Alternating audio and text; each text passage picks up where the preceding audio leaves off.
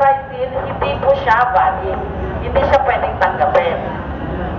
Pa-double check po ha, may nakalagay, not valid without dry seal. Pag not valid without dry seal at wala po yung dry seal, hindi po namin yan tatanggapin. Dahil unang-una, sila po ang nag-required noon, hindi kami. So ngayon, pa-double check nyo, pero hindi ba naman walang sulat na gano'n? Kung walang sulat na gano'n, okay lang naman.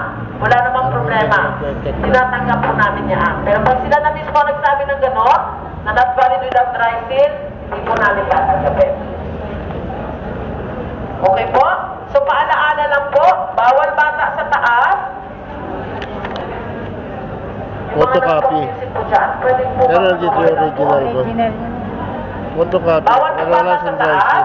Yung original. Oo. Yung mga lolong-lola natin, kung hindi din po kaya ng katawan po ninyo, hirap sa paglakad, nag-ilaw, hindi magandang kondisyon ng ating katawan, huwag na rin po natin ipilit na pumasok. Dahil pwede nyo naman po ipalakad yan sa inyong pamilya.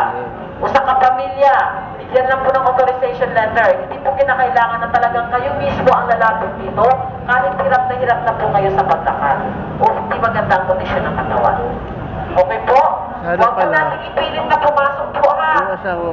Pero kung gusto niyo talaga na kayo ang maglakad, okay lang naman. Pero uwi muna kayo. Pag once okay na po yung kondisyon ng katawan ninyo, tsaka po kayo bumalik. Baka mamaya kasi pag pumasok tayo, hindi magandang kondisyon ng katawan, nahihilo, biglang nahulog. Eh di mas lalo po tayo nagka-problema, disgrasya. Okay po?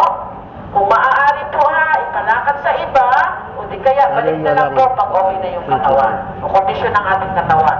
Ganon din po sa mga nanay at tatay, bawal po ang bata sa taas, pero hindi ibig sabihin pag bawal ang bata sa taas, iiwan po ninyo yung anak po ninyo dito sa baba, tapos kayo umakyat. Pasuyo po ha, wala pong ganon. Maawa po kayo sa anak po ninyo, kasi baka mamaya, imbis nakakuha po kayo ng assistance, tapos pagbaba nyo, doble problema pa, kasi hirap nyo hanapin yung anak nyo. Pasuyo na lang din po sa mga nag-video at nag-picture po, bawal po tayo ha, kung maaari po sana, pakidilit na lang po. Reminder lang din po ulit, mamaya po pagpasok, lalong-lalo ng mga lolong-lola natin, huwag po kayong magsipagtakbuhan po ha. Huwag po kayong makipag-unahan. Pag umakyat po tayo sa escalator sa hagdanan, humawak po sa hawakan para hindi po tayo mahulog pag nag-out of balance po tayo. May elevator naman po tayo sa gilid, pwede nyo rin pong paggamitin. Basta huwag po kayong, pag umakyat po kayo ng ating escalator, huwag na po kayong maglakad. Antayin nyo na lang po na makaabot sa taas yung escalator bago po kayo maglakad. Para iwas disgrasya po tayo. Okay po? Maala-ala din po, kung maaari po sana, kung magpapaserox po kayo o photocopy, huwag po muna tayong tumayo sa ating mga upuan o umalis sa ating pila. Kasi from time to time, nagpapaakyat po tayo, sumamaya, kung wala po kayo sa pila po ninyo, paaakyatin na po namin ang nakapila, tapos mamaya lalapit kayo, sasabihin nyo nandun na yung mga kasamahan nyo sa taas. Pasensya po ha, pero hindi po namin memoryado lahat ng mga mukha po ninyo o itsura po ninyo. So hindi po namin alam kung sigit po kayo o talagang nasa pila po kayo. Kaya kung maaari po, huwag po muna tayong umalis sa ating pila. Antayin po natin makapasok po tayo at pabigyan po tayo ng form. Para pag nakabigyan na kayo ng form, saka na lang po tayo magpa-xerox. Kasi yung form po, pag nakahawak na po kayo niyaan, anytime po pwede na po kayong pumasok. Like, ibig sabihin nanggaling na po kayo sa pila. Okay po?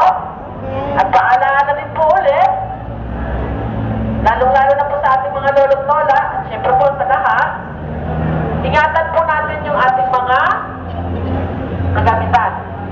Maging mapagmatsyag po tayo, mag-ingat, ingatan po ninyo yung mga bag po ninyo, kasi meron pong nananalisi. So meron na po tayong nabiktima dito. So kung ayaw niyo pong mabiktima, mag-ingat po tayo at mapagmatsyag. Kasi meron po dyan na nagmamagandang loob, dadalhin po kayo sa gilid, lalong-lalo na po yung medyo mabagal ng maglakad.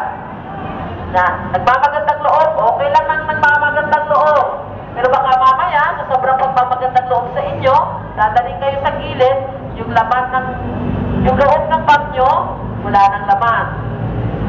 So ingat po kayo ha. So ibig na may pagbili po kayo mamaya ng gamot ninyo, wala na. Sayang yung pila. Pagod nyo, mas mawawala na. Pasuyo po ingatan niyo po yung mga gamit po ninyo, lalong-lalo na po yung assistant na makukuha niyo kung cash man po yan.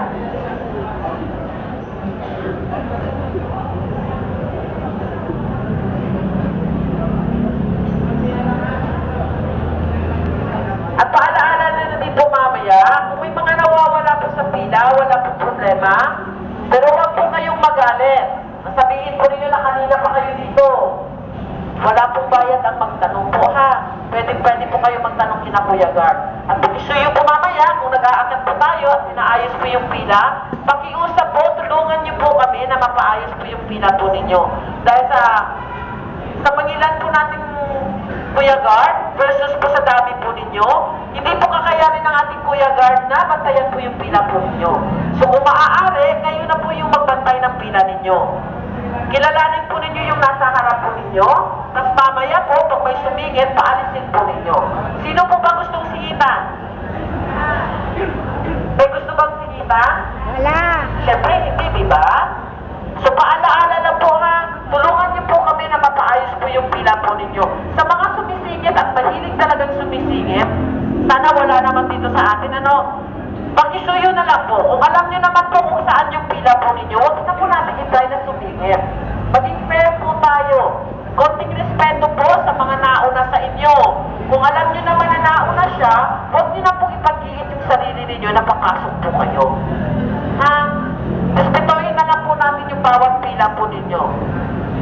Tapos mamaya po, pakiantay ng instruction ni Kuya Guard. Siya lang po ang mag-i-instruct, wala pong iba. Kaya pakiusap po, habang nag-i-instruct po, kung maaari, babaan na po muna natin yung ating boses. Lalong-lalo po, may nag-i-interview po dito sa gilid, so hindi na po sila magkakaintindihan, kasi yung boses nyo na po yung nangingibabaw.